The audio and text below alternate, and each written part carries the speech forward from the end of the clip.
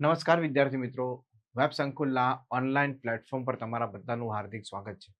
તમને બધાને ખ્યાલ જ છે રેલવે ગ્રુપ ડીનું જે નોટિફિકેશન જાહેર થઈ ગયું છે એનો જે ડ્રાફ્ટ ડિક્લેર થઈ ગયો છે, તો આપણે કન્ટિન્યુઅસ એના ડ્રાફ્ટ ડિક્લેર થયો ત્યાંથી લઈને પ્રમોશન, ત્યાર પછી પોસ્ટ પ્રેફરન્સ કઈ રીતે આપવો અને ત્યાર પછી આ વિડીયો છે કે મેડિકલ કેવી રીતે તમારે ચેક કરવું. તો વિદ્યાર્થી મિત્રો, રેલવે ગ્રુપ ડીની જ્યારે પણ તમે એનું નોટિફિકેશન બહાર પડશે, એના ફોર્મ ભરાશે, તો ત્યારે જ્યારે પણ પોસ્ટ પ્રેફરન્સ આપવાનો હશે તો ત્યારે તમારે સૌથી પહેલાં તમારે મેડિકલી ફિટ હોવા જોઈએ. એટલે રેન્ડમલી કોઈ પણ પોસ્ટને પ્રેફરન્સ નથી આપી દેવાનો. તમારે મેડિકલી જો તમે પ્રોપર ફિટ છો તો એ પ્રમાણે પોસ્ટનો પ્રેફરન્સ આપવાનો છે. ચશ્માવાળો વિદ્યાર્થી એપ્લાય કરી શકશે, ના કરી શકશે, શું છે, આ બધી જ વસ્તુઓ આજે આપણે ડિટેલમાં ચર્ચા કરીશું. તમે થંબનેલમાં જોતા જશો, આ કમ્પ્લીટલી બધા જ રિપોર્ટ બરાબર છે, જરૂરી છે. રેલવે ગ્રુપ ડી તમે એક્ઝામ આપો છો ત્યારે તમે મેડિકલી ફિટ હોવા જોઈએ. ચાલો રેડી, તો સેશનની શરૂઆત કરીએ છીએ. તો તમને બધાને ખબર જ છે medical standard A railway A1 A2 A3 B1 B2 અને C1 C2 એવી રીતે કુલ 7 મેડિકલ સ્ટાન્ડર્ડ છે. ઓકે, તો આપણે આ કમ્પ્લીટલી બધા મેડિકલ સ્ટાન્ડર્ડ જોઈશું, એનો મતલબ જોઈશું. રેડી, કુલ 22,000 થી વધારે જગ્યાઓ પર આ વેકેન્સી જાહેર થઈ છે. તો તમે જોઈ શકો છો પ્રેફરન્સ અને મેડિકલ. નેક્સ્ટ, તો સૌથી પહેલા આપણે વાત કરીએ તો આવી ટોટલ કુલ 11 પોસ્ટો પર વેકેન્સી જાહેર થઈ છે. હવે આમાંથી કઈ પોસ્ટને પહેલા પ્રેફરન્સ આપવાનો, જો આની અગાઉના લેક્ચરમાં હું તમને એ ડિસ્કસ કરી ગયો કે દરેક પોસ્ટનું વર્ક શું હોય છે, તો એ વર્કને ધ્યાનમાં રાખીને પણ પ્રેફરન્સ આપવાનો છે. બીજી વસ્તુ આજના લેક્ચરમાં હું એ ડિસ્કસ કરું છું કે મેડિકલી તમે ફિટ છો કે નહીં, તો મેડિકલી ફિટ હોય તો એ પ્રમાણે પણ પોસ્ટને પ્રેફરન્સ આપવાનો છે. તો આ બહુ જ મહત્વની ચર્ચા કરી રહ્યો છું. તો તમે જોશો દરેક પોસ્ટનું અલગ અલગ મેડિકલ છે. હું તમને બતાવીશ કે દરેક પોસ્ટનું કયું મેડિકલ ફિટ થાય છે. શું તમે એ ક્રાઇટેરિયામાં આવો છો તો એમાં આવશો તો એ પ્રમાણે પોસ્ટ પ્રેફરન્સ આપવાનો રહેશે. કુલ 22,000 થી વધારે જગ્યાઓ પર ભરતી છે. ચાલો, હવે તમે જોશો તો આપણા માટે ભલે ગમે એટલી 22,000 વેકેન્સી હોય, પણ આપણા માટે 3,148 વેકેન્સી આપણા માટે કામની છે. બરાબર, આને કહેવાય વેસ્ટર્ન રીજન. બરાબર છે, વેસ્ટર્ન ઝોનની વેકેન્સી કહેવાય. બરાબર, હવે એક વિદ્યાર્થી કમેન્ટમાં મેં ગઈકાલે લેક્ચરમાં કહ્યું હતું કે આ વેસ્ટર્ન રીજન ગુજરાત સંપૂર્ણપણે વેસ્ટર્ન રીજનમાં આવે. એનો મતલબ આની અંદર જે વેકેન્સી છે એમાં ગુજરાતની સંપૂર્ણ વેકેન્સી આવી ગઈ. બરાબર, એનો મતલબ એવો નથી કે આ ગુજરાતની જ વેકેન્સી છે. ગુજરાતની વેકેન્સી આની અંદર પ્રોપર આવી ગઈ તો ગુજરાતની તો બધી જ આવી ગઈ ને, હું એમ કહું તમને. બરાબર, વેસ્ટર્ન રીજનમાં મુંબઈ પણ આવે. બરાબર છે, વેસ્ટર્ન રીજનમાં મુંબઈ આવે ને મુંબઈ શહેર સેન્ટ્રલ ઝોનમાં પણ આવે છે, તો મુંબઈ વેસ્ટર્નમાં પણ આવે છે. બીજું અજમેર આપણે રાજસ્થાનમાં અજમેર સુધીનો જે ભાગ છે એ પણ વેસ્ટર્ન રીજનમાં આવે છે. તો ભાઈ જે વિદ્યાર્થી કમેન્ટ કરે છે, બરાબર છે, તો મને તો ખ્યાલ છે જ, પણ હું એ છોકરાને એટલા માટે કહું છું કે આપણે આ બધી વેકેન્સીઓથી કોઈ મતલબ નથી. બરાબર, આપણે અહીંયા ઝોનમાં એક્ઝામ લેવાય છે, આપણે ઝોનમાં જોબ મળે છે, તો આપણા માટે વેકેન્સી કઈ કામની કહેવાય? આપણા માટે આ વેકેન્સી સૌથી વધારે કામની કહેવાય કે જેના માટે આપણે ફોર્મ ભરશું. સમજાય? તો કહેવાનો મારો મતલબ છે કે આ વેકેન્સી સૌથી મહત્વની વેકેન્સી છે, જે સારી એવી વેકેન્સી. તમે બીજા બધા ઝોનમાં જો તો ખરી, એક આ ઝોનમાં તમે જો 1,979 છે, બાકીમાં જો 800, 900, અહીંયા 900 છે આસપાસ, અહીંયા ખાલી 29 છે, અહીંયા 1,100 છે, 1,700 છે, એક અહીંયા સારી છે 3,537 છે. બરાબર, તો સેકન્ડ નંબરની હાઈએસ્ટ વેકેન્સી વેસ્ટર્ન ઝોનમાં છે.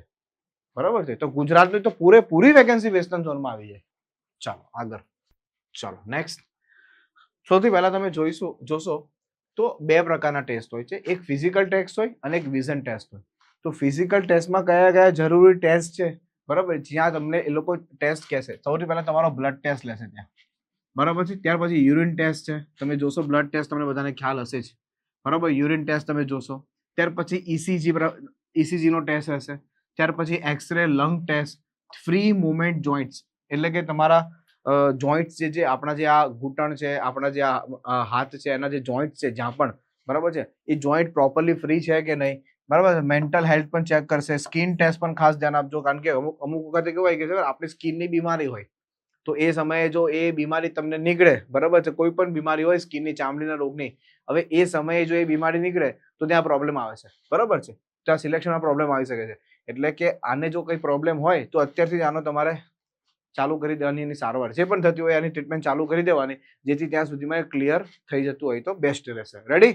તો આ બધા મેડિકલ ટેસ્ટો હોય છે. બીજા જરૂર પડે તો એ પ્રમાણે એ લોકો મેડિકલ ટેસ્ટ લેતા હોય છે. રેડી?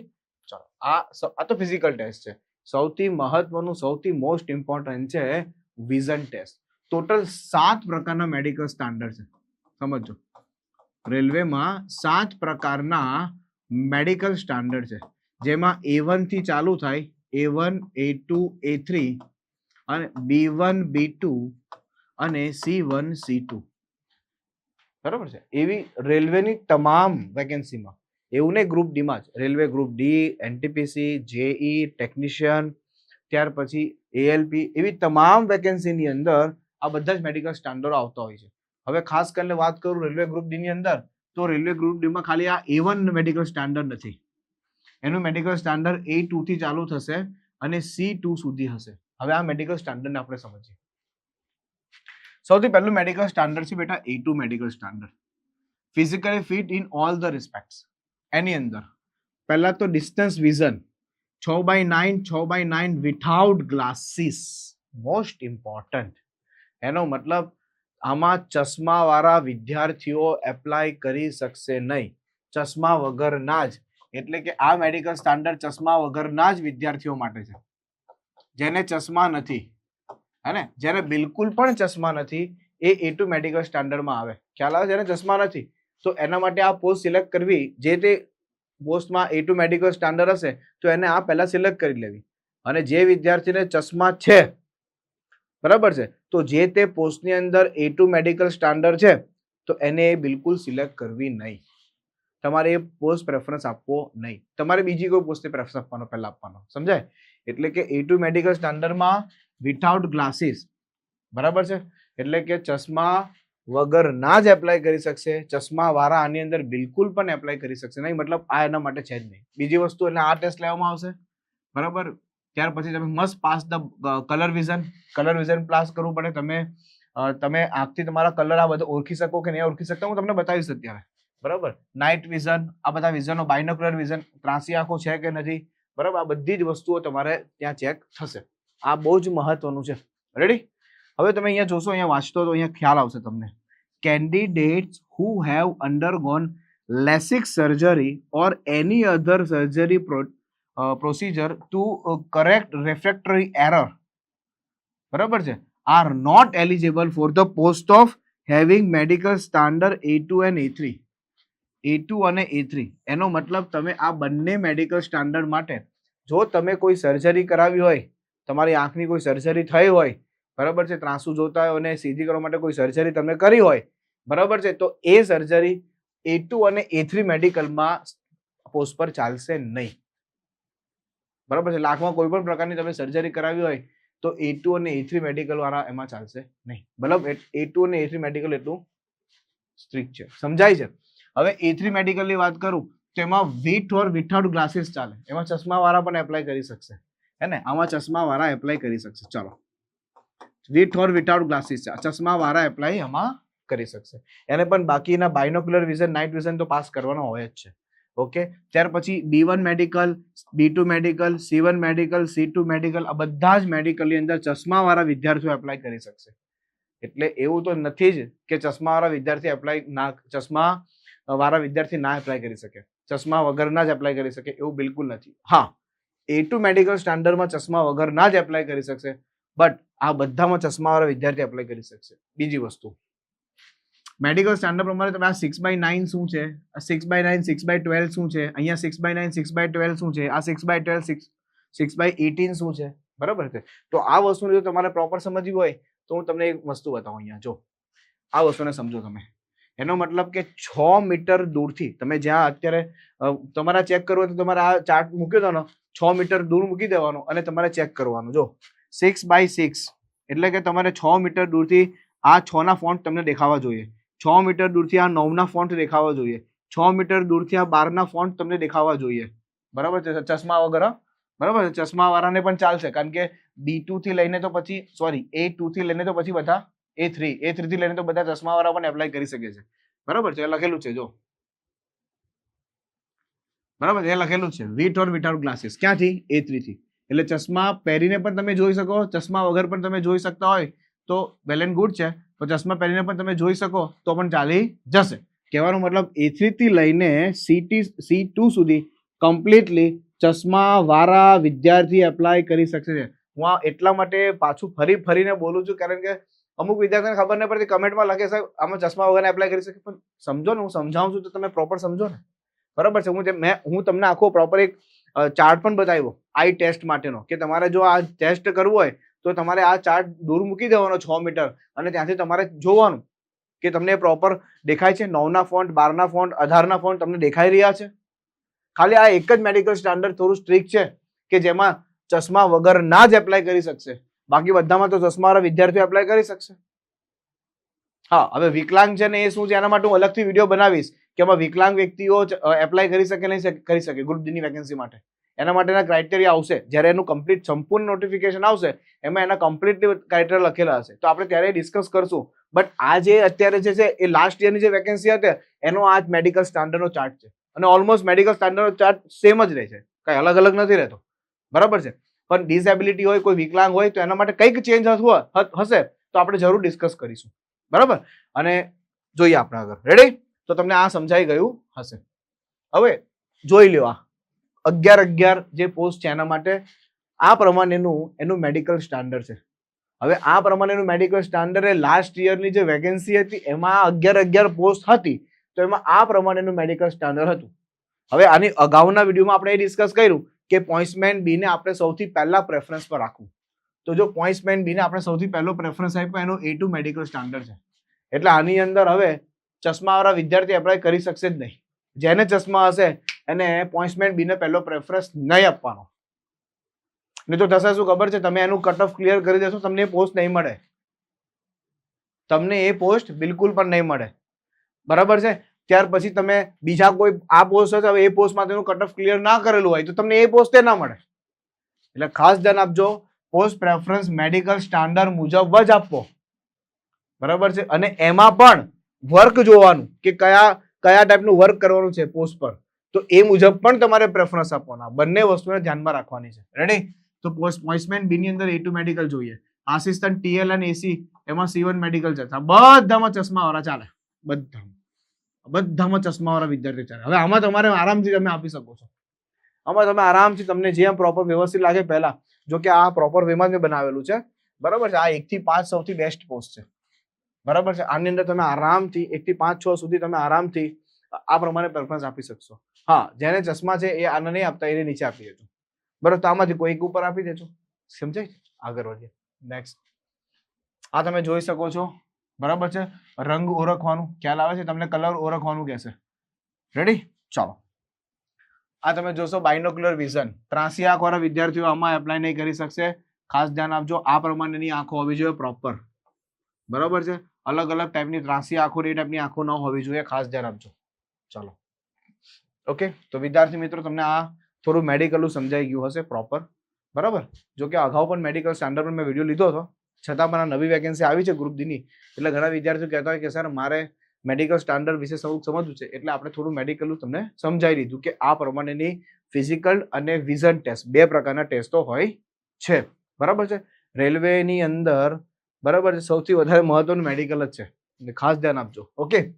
બીજી વસ્તુ કે 18 થી 33 વર્ષની એજના વિદ્યાર્થી એપ્લાય કરી શકશે. ST SC હશે તો 5 વર્ષ મળશે, અને OBC હશે તો 3 વર્ષનું મળશે એજ રિલેક્સેશન. આગળ વધીએ. નેક્સ્ટ, હવે તમે જોઈ શકો છો એક્ઝામ પેટર્ન. તો એક્ઝામ પેટર્નમાં તમારે સાયન્સના 25 પ્રશ્નો આવશે, ગણિતના 25 આવશે, રીઝનિંગના 30 આવશે, કરંટના 20 આવશે, એવા 100 પ્રશ્નો, 90 મિનિટનો સમય આપવામાં આવશે. ટોટલી એક્ઝામ MCQ બેઝ હશે. બરાબર, એક્ઝામ તમે ગુજરાતી ભાષામાં આપી શકો, ટોટલ 15 ભાષામાં એક્ઝામ આપી શકો છો. 15 ભાષામાં એક્ઝામ આપી શકો, તમને જે ભાષામાં આપવો એ ભાષામાં આપી શકો છો. જે ઝોનમાંથી ફોર્મ ભરો, એક્ઝામ પણ એ ઝોનમાં આવે ને જોબ પણ એ જ ઝોનમાં આવે. સમજાઈ ગઈ? જે ઝોનમાંથી ફોર્મ ભરશો એ ઝોનમાં જ એક્ઝામ આવશે, અને એ ઝોનમાં જ તમારું પોસ્ટિંગ પણ આવશે. રેડી? મેલ કેન્ડિડેટ માટે થોડું ફિઝિકલ ટેસ્ટ પણ છે, ખાસ ધ્યાન આપજો. આ ટેસ્ટ પાસ કરો પછી ફિઝિકલ ટેસ્ટ પણ આવશે, બરાબર? Physical efficiency test, medical test અલગ છે, ફિઝિકલ એફિશિયન્સી ટેસ્ટ અલગ છે. 35 કિલોગ્રામ તમારે 100 મીટર ચાલવાનું છે 2 મિનિટની અંદર, અને બેનો માટે પણ 20 કિલોગ્રામ ઉચકવાનું અને 100 મીટર 2 મિનિટમાં ચાલવાનું છે, બરાબર? બીજું 4 મિનિટ અને 15 સેકન્ડમાં 1 કિલોમીટર દોડી જવાનું છે, અને બેનોએ 5 મિનિટ 40 સેકન્ડમાં 1 કિલોમીટર દોડી જવાનું છે. આ નોર્મલ ફિઝિકલ એફિશિયન્સી ટેસ્ટ છે. ઓકે, એટલે પહેલા તમારી આ મેડિકલ ટેસ્ટ, પહેલા તમારી આ સીબીટી ટેસ્ટ લેવાશે, ત્યાર પછી આ ફિઝિકલ એફિશિયન્સી ટેસ્ટ લેવાશે, ત્યાર પછી ડોક્યુમેન્ટ વેરિફિકેશન આવશે, અને લાસ્ટમાં મેડિકલ આવશે. તો તમે જોઈ શકો છો આ પ્રોસેસમાં છે. જો કોમ્પ્યુટર, ફિઝિકલ, ડોક્યુમેન્ટ અને મેડિકલ, આ 4 ફેઝમાં ગ્રુપ ડી ની એક્ઝામ આવશે. સેલરીની વાત કરું તો બેટા આની સેલરી તમને ખ્યાલ હોય તો 35,000 પ્લસ આની સેલરી છે. ગ્રુપ ડી ની પોસ્ટ પર 35,000 પ્લસ સેલરી છે. ફક્ત લાયકાત 10 પાસ જોઈએ, ફક્ત 10 પાસ લાયકાત જોઈએ. 35,000 પ્લસ સેલરી છે. ઓકે, આઈ હોપ તમને બહુ સારી રીતે બધી જ વસ્તુ સમજાઈ ગઈ હશે. હવે વિદ્યાર્થી મિત્રો ખાસ ધ્યાનથી સાંભળજો. આવીને આવી જો માહિતી તમને પ્રોપર પાછી મેળવવી હોય તો આપણી ચેનલ છે SSC banking railway by web Sankul. આ આપણી પોતાની ટેલિગ્રામ ચેનલ પણ છે, અને સાથે સાથે યુટ્યુબ ચેનલ પણ છે, બરાબર છે? યુટ્યુબ ચેનલ પણ છે. આ ચેનલ પર તમે જોડાઈ જાઓ, જેથી તમને પ્રોપર દરેકે દરેક માહિતી એક વ્યવસ્થિત રીતે મળી રહે, એટલે તમને તૈયારી કરવાની પ્રોપર ખબર પડે. ગ્રુપ ડી ની નોટિફિકેશન આવશે ત્યાં સુધીમાં આપણે ગ્રુપ ડી ની તમામ માહિતીઓ લઈ લેવી છે. પ્રોપર વ્યવસ્થિત રીતે માહિતી લઈ લેશો એટલે તમને ખ્યાલ આવે કે મારામાં ફોર્મ ભરવું કે ના ભરવું, મારામાં તૈયારી કરવી કે ના કરવી, બરાબર છે? તો આવી રીતે ગ્રુપ ડી ની ટૂંક જ સમયમાં એના ફોર્મ ભરવાના પ્રક્રિયા સ્ટાર્ટ થઈ જશે. 10 થી 12 દિવસની અંદર, વધારે સમય નહીં લેશે. 10 થી 12 દિવસમાં ફોર્મ ભરવાના સ્ટાર્ટ થઈ જશે. Is it clear? બીજી વસ્તુ કે રેલવેના ગ્રુપ ડી માટે સ્પેશિયલ ડેડિકેટેડ ફક્ત ગ્રુપ ડી ની તૈયારી માટેનો પણ આપણે ટૂંક સમયમાં બેચ લોન્ચ કરશું. ખ્યાલ આવે છે? Group D special batch. કારણ કે આની અંદર કેવા હોય છે, 10 પાસ વાળા વિદ્યાર્થીઓ હોય છે, બરાબર છે? Group D special batch 10 pass વાળા વિદ્યાર્થીઓ હોય છે, તો એને પછી જે ગ્રેજ્યુએશન અને જે 12 પાસ વાળા વિદ્યાર્થીઓ છે એને આમાં સમજો ને, કેમ કે એનું એક લેવલ હોય છે, બરાબર છે? અને આનું લેવલ થોડું ડાઉન હોય છે, ઇઝી હોય છે. તો ઇઝી લેવલનું અહીંયા કરવામાં આવશે. પછી એવું એનટીપીસી અને ગ્રુપ એનટીપીસી અને બીજી એએલપી ની એવી ભરતીનું જે લેવલ વધારે હોય, બરાબર, તો એ વસ્તુ આપણે અહીંયા કરવી કોઈ મતલબ નથી. એ વસ્તુ ત્યાં ગ્રુપ ડી માટે સ્પેશિયલ હશે. હા, જેને રેલવેની બધી જ એક્ઝામની તૈયારી માટે જો બેચ લેવી હોય તો એના માટે આપણે ટૂંક સમયમાં, બરાબર, એક એવી બેચ પણ લોન્ચ કરશું જેના અંદર રેલવેની બધી જ એક્ઝામની તૈયારી થઈ જાય. પણ રેલવેની ગ્રુપ ડી ની special batch, special railway group D, જેની અંદર 10 પાસ વાળા વિદ્યાર્થીઓ, નો ડાઉટ ગ્રેજ્યુએશન વાળા વિદ્યાર્થીઓ પણ આમાં એપ્લાય કરી શકે છે, એવું નથી, બટ 10 પાસ વાળાને ધ્યાનમાં રાખીને આ બેચનું લેવલ રાખવામાં આવશે. સમજાઈ ગયું? તો વિદ્યાર્થી મિત્રો મળીએ છીએ આપણે નવા સેશનમાં, અને આ નવા સેશનની અંદર આપણે કમ્પ્લીટલી આની અંદર હવે રેલવે ગ્રુપ ડી નો સિલેબસ શું છે, બરાબર છે, કેવી રીતે તૈયારી કરવી જોઈએ, કયા કયા સબ્જેક્ટો, એના અંદર ચેપ્ટરો કયા કયા છે, પ્રોપર ડિટેલમાં આપણે ચર્ચા કરીશું. તો મળીએ છીએ નેક્સ્ટ સેશનમાં. Thank you so much. જય હિન્દ, જય ભારત.